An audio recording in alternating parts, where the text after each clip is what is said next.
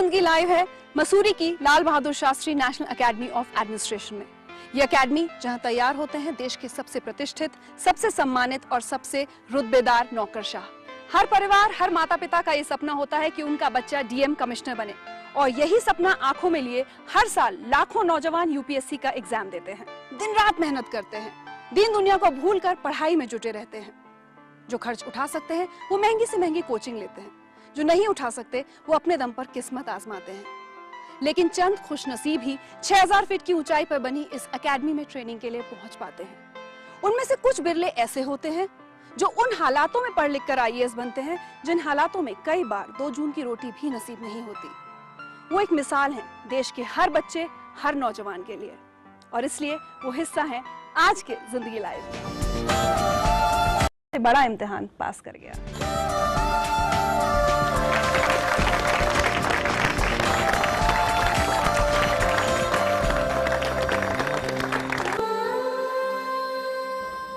इंद्रजीत, सिर्फ 24 साल की उम्र और देश की सबसे बड़ी सरकारी नौकरी, सब कुछ सपने जैसा लगता है? जी, ये एक सपना था, देखा गया, जो हमने 4वीं 5वीं कक्षा में देखा था। लेकिन काफ़ी सारी चीज़ें मेहनत के साथ जिस तरह से करते थे, लेकिन लगता था कि पूरा हो जाएगा।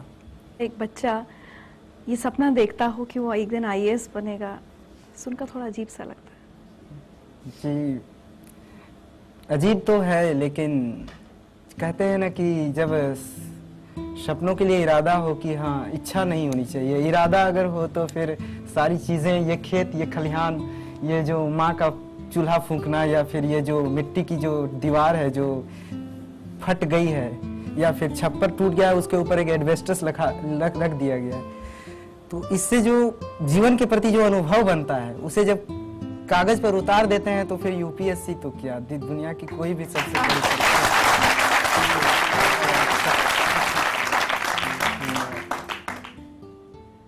कब, कैसे सोचा था आईएएस कुछ होता है? ये भी कैसे पता था? गांव में तो पता नहीं होता लोगों को। जी, एक्चुअली जब मैं 5वीं कक्षा का छात्र था तो उस समय एक चैप्टर हुआ करता था कि जिला प्रशासन।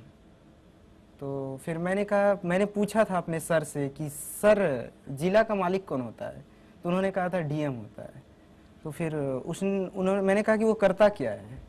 तो उन्होंने कहा कि वो सड़क देता है, बिजली देता है, जिनके जो भूखे हैं उनको रोटी देता है, पानी देता है, ये सारी सुविधाएं उपलब्ध कराता है। तो उस दिन से हमारे मन में ये इच्छा हुई थी उस समय कि जो मुझे भी आईएएस ही बनना है। गांव से इससे पहले कोई, मुझे लगता है कि कितने पढ़े लिखे लोग निकले होंगे आपके गांव से? बहुत कम जो पढ़ने के लिए बाहर गए होंगे। मेरे बोकारो जिले की ये पहली घटना है कि किसी गांव के लड़के ने, मतलब है कि सफलता, पिछले 60 साल के इतिहास में पहली सफलता केवल प्योर गांव से है।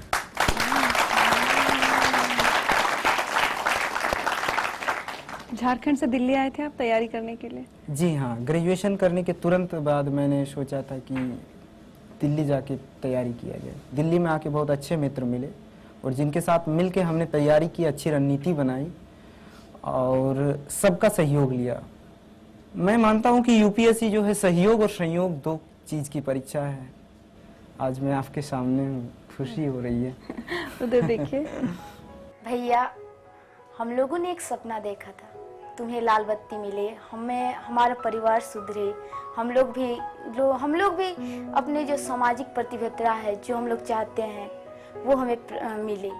बाबूजी ने तुम्हें हर वक्त कहा कि भैया, कि बेटा, अपने सपनों की उड़ान को कमजोर मत होने दो, पंख फैला के उड़ो, जितना हो सकता है। उनकी पढ़ाई और हमारी थोड़ी मोड़ी हो सकता है, हमारी जो जरूरत है उसके भी समझौता किया गया, लेकिन उनके पढ़ाई के साथ कोई समझौता नहीं।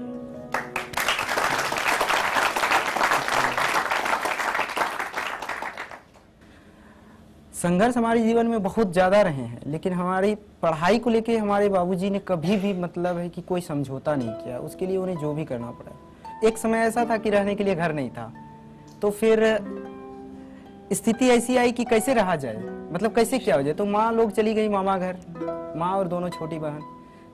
हम नहीं गए क्योंकि हमारी पढ़ाई थी। 5वीं कक्षा का मैं विद्यार्थी था उस समय।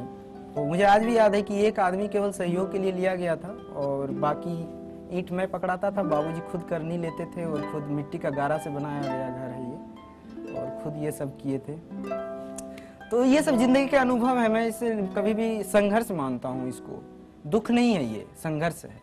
दुख और संघर्ष में अंतर ये होता है कि दुख होता है कि जिसकी क्षतिपूर्ति नहीं हो सके, किसी माँ के लिए उसके बेटे से अलग हो जाना या असामयिक मृत्यु, ये सब दुख है। लेकिन ये तो जीवन के अनिवार्य अंग है, इसको संघर्ष कहते हैं, और संघर्ष हर एक के जीवन में है।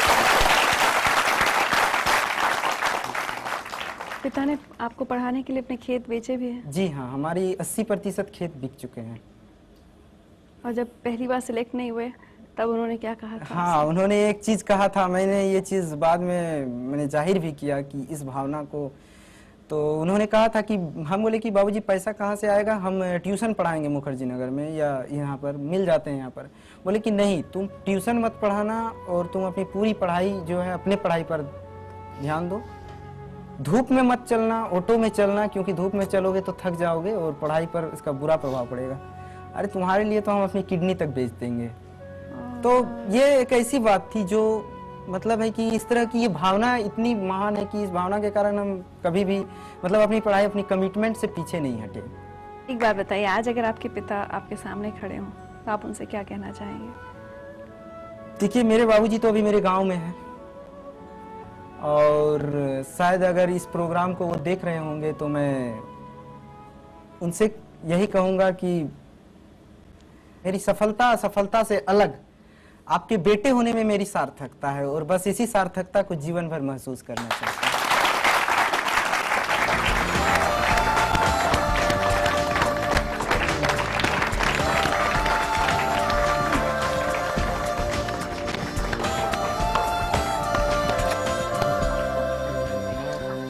ये तो सरप्राइज।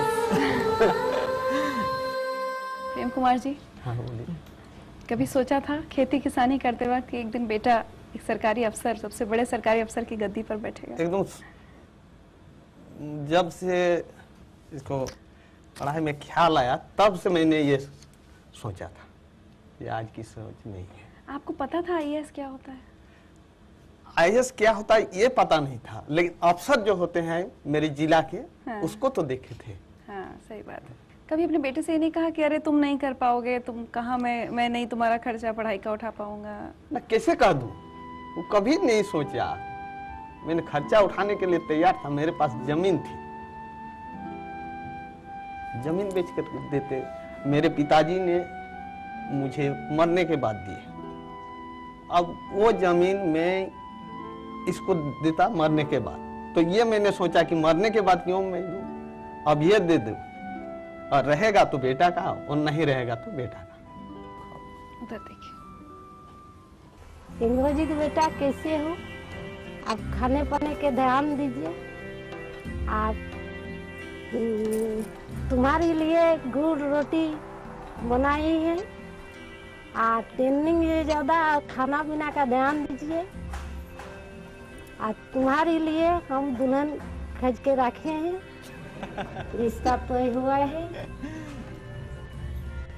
खाना आपको तैयारी गुड़ रोटी है।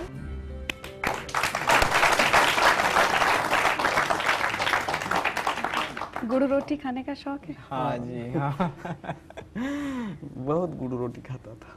आपसे सारे देश के पिता सीख लें, एक मिसाल कायम की है आपने कि किस तरह से एक पिता अपने बेटे से ये तक कहता है कि मैं ये नहीं कहेंगे कि कोई अपनी किडनी बेचे, लेकिन आपने एक मिसाल कायम की है कि अपना सब कुछ कुर्बान कर बेटे को पढ़ाया, खेत बेचे, आज जिंदगी लाइफ की तरफ से आपको सम्मानित